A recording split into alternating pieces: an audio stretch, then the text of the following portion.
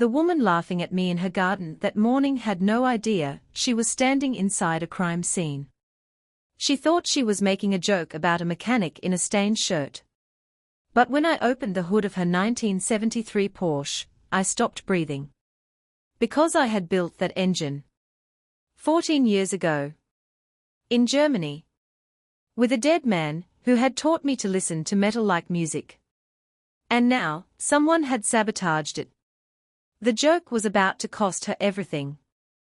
On Tuesday, September 17, 2024, at exactly 11:47 a.m., a woman I had never met told me she would marry me if I could fix her Porsche. She was joking. 3 of her assistants laughed on cue.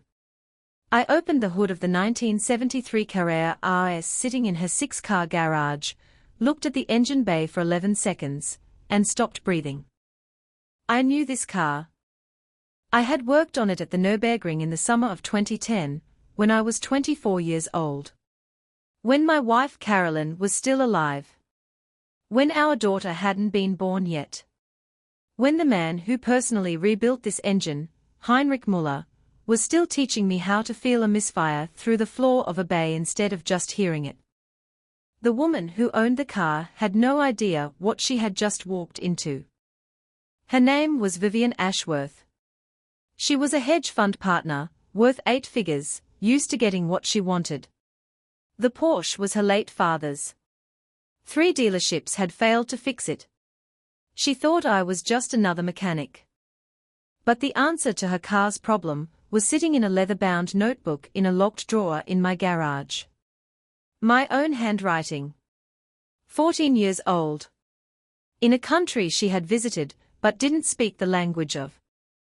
By the time we figured out what was really wrong with that Porsche, Vivian would lose almost everything she owned.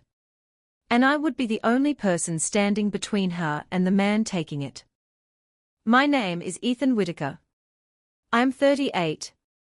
I live above my garage in Stamford, Connecticut with my 7-year-old daughter, Hannah. My wife died of cancer in 2020. I don't take cases I don't believe in.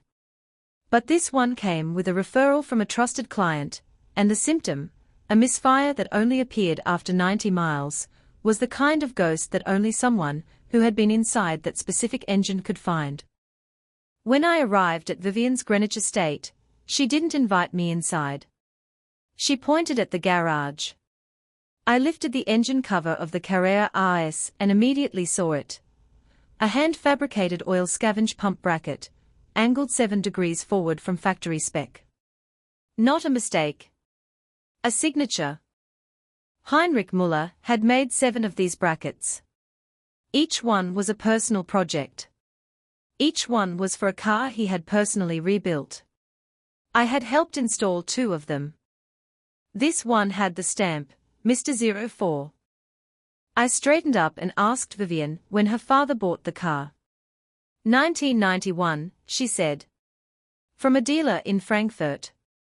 That meant Heinrich had rebuilt it years later, while I was there. And someone had recently replaced a critical part with a modern aftermarket component that didn't fit. The mismatch was causing thermal expansion failure. But here was the real problem, that replacement wasn't accidental.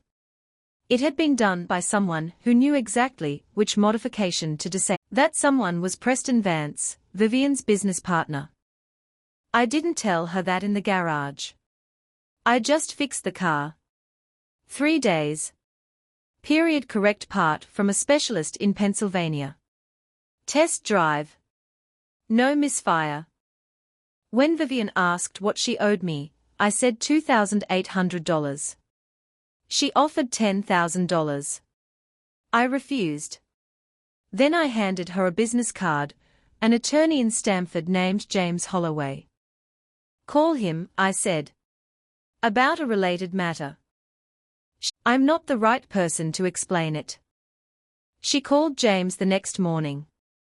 Within weeks, a forensic accountant was involved. It turned out Preston Vance had been systematically devaluing firm assets, including the Porsche, which was actually worth $1.8 million, but listed at $385,000. to buy them himself through shell companies. The car was the smallest part. The total fraud was 8 figures. Preston was arrested in November. He made the mistake of coming to my shop after hours. He offered me $200,000 to forget what I'd seen. When I refused, he mentioned my daughter's school. Her bus stop. The bench near the maple tree. I called the police before he reached his car. That threat added witness intimidation to the federal indictment. Preston pleaded guilty in January 2025. He got 36 months. Restitution of $14.2 million. A lifetime ban from finance. I testified for 47 minutes. The judge cited the threat against Hannah as an aggravating factor. Afterward, Vivian came to my shop one last time. She brought a leather-bound book, Heinrich's original 2010 work log, handwritten, sent from Germany by his daughter. I opened it to page 47. There was my signature from when I was 24. Below it, in Heinrich's German script, the American apprentice has the hands. Whether he will have the patience is a question only time can answer. I believe he will. Vivian watched me read it. Then she said, "There's a restoration program at Lime Rock Park. They need a senior technical lead. Klaus recommended you." I told them I'd ask if you'd have a conversation. "That's not your thanks," I said. "That's Klaus's recommendation. He wouldn't have known to recommend you if I hadn't asked about you." I looked at the wooden toy car Hannah had left on my workbench, the one my father carved for her. Then at the work log. Then at the woman who had started this whole story with a joke and ended it by saving my daughter. "I'll have the conversation," I said. She nodded. At the door, she paused. "I'm sorry about the joke in September. I didn't know who you were." "You weren't supposed to know," I said. "That's not what the work is for." She left. I stood in the quiet shop for a long time. Hannah came home at 3:15 with a drawing of our apartment and a Porsche parked in front. She'd never been in one. She said she thought she might like to be, one day. I taped the drawing to the refrigerator.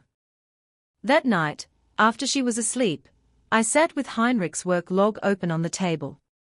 I thought about the 14 years between the boy who signed that page and the man who stood in Vivian's garage recognizing a ghost. Some things take that long to come back to their proper place.